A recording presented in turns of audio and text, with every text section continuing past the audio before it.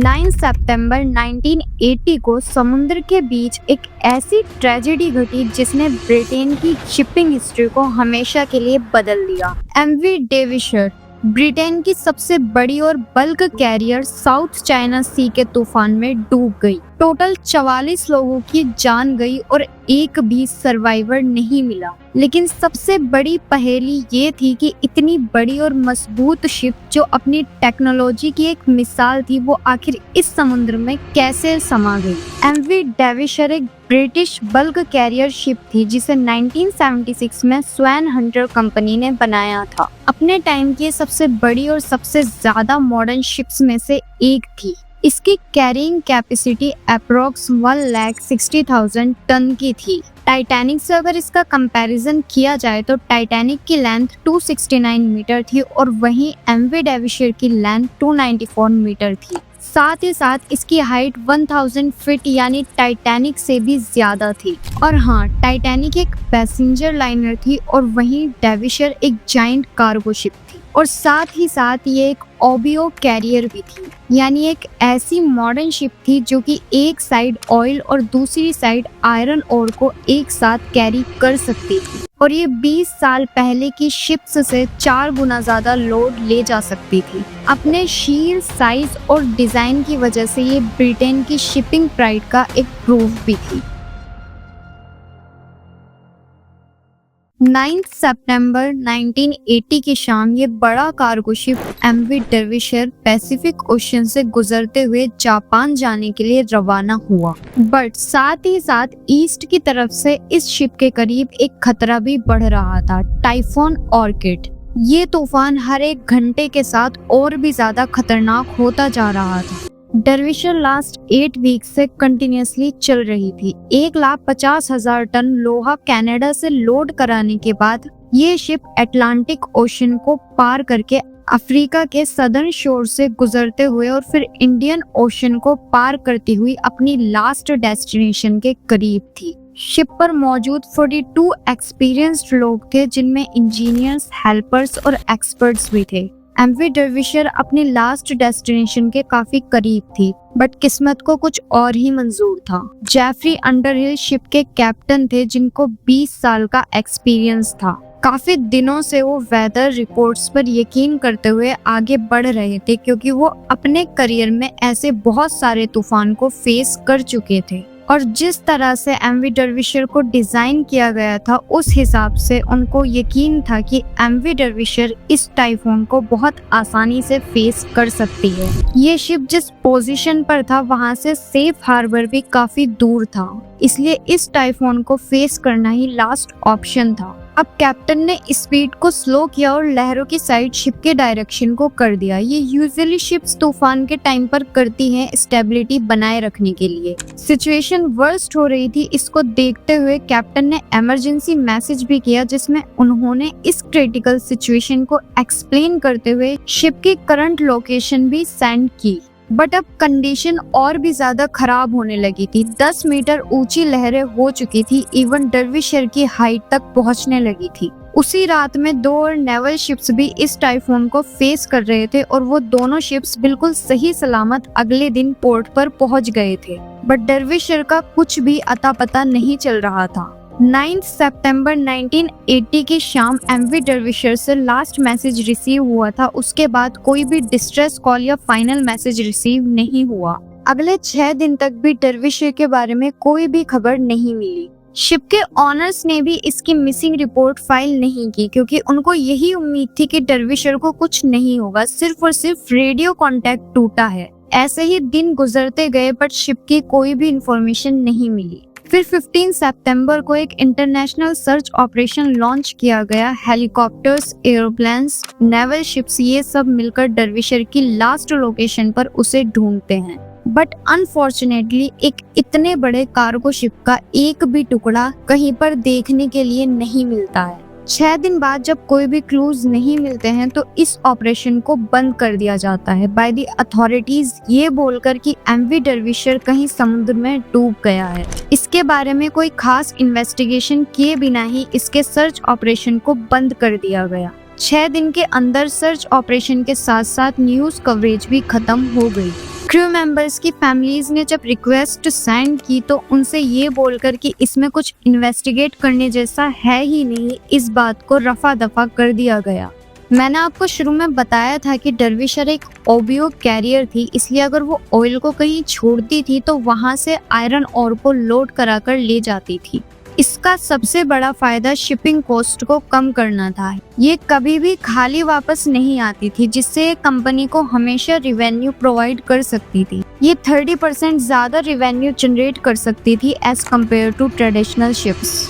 Swan Hunter Britain shipyard जिसने MV Derbyshire को बनाया था, उस टाइम काफी चैलेंजेस फेस कर रही थी अपने कॉम्पिटिटर्स जापान और साउथ कोरियन शिपयार्ड से, जो इन शिप्स को ज्यादा सस्ती और ज्यादा जल्दी बना पा रहे थे।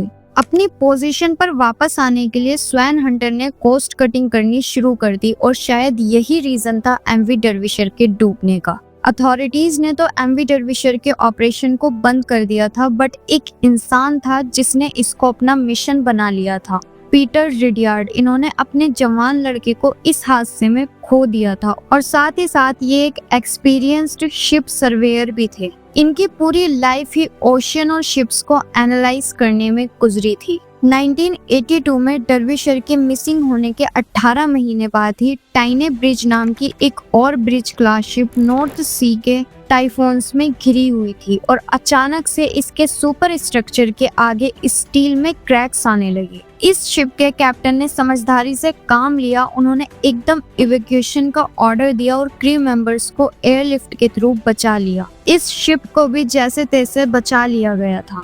फिर इसके बाद जब पीटर ने इस शिप को एनालाइज किया तो उनको पता लगा कि शिप की फ्रंट साइड पर क्रैक्स आ चुके थे और कुछ डॉक्यूमेंट्स को पढ़ने के बाद उनको ये भी पता लगा कि हर ब्रिज क्लास शिप में क्रैक्स डेवलप हो चुके हैं और इन क्रैक्स के पड़ने की जगह भी बिल्कुल सेम है और इन शिप्स को चुपके से पोर्ट्स में बुलाकर रिपेयर किया जा रहा है। एक और चौंका देने वाली बात जो पीटर ने ढूंढी वो यह थी कि इन शिप्स के जो ओरिजिनल डिजाइन थे उनके अकॉर्डिंग इन शिप्स को बनाया ही नहीं गया था। जल्दबाजी के चक्कर में कुछ पार्ट्स को ओरिजिनल डिजाइन से हटकर बना दिया गया था। उनके हाथ कुछ ऐसे एविडेंस लग गए थे जिससे उनको उम्मीद थी कि इन एविडेंस से डर्विशर की इन्वेस्टिगेशन दोबारा शुरू हो सकती है। इसलिए उन्होंने सारे एविडेंस को इकट्ठा करके डिपार्टमेंट ऑफ ट्रांसपोर्टेशन को भेज दिए। अथॉरिटीज ने तो कोई भी एक्शन नहीं लिया, बट जिन फैमिलीज ने अपने लव्ड वंस को इस हादसे में खोया था उन्होंने ये फैसला कर लिया था कि वो सच जानकर ही रहेंगे। इसके लिए उन्होंने 1984 में डर्विशर फैमिली एसोसिएशन को बनाया। फिर नवंबर 1986 में एक और ब्रिज क्लास शिप जिसका नाम कोलोन ब्रिज था, आइलैंड कोस्ट के पास क्रैक्स पड़ने की वजह से डूब गई।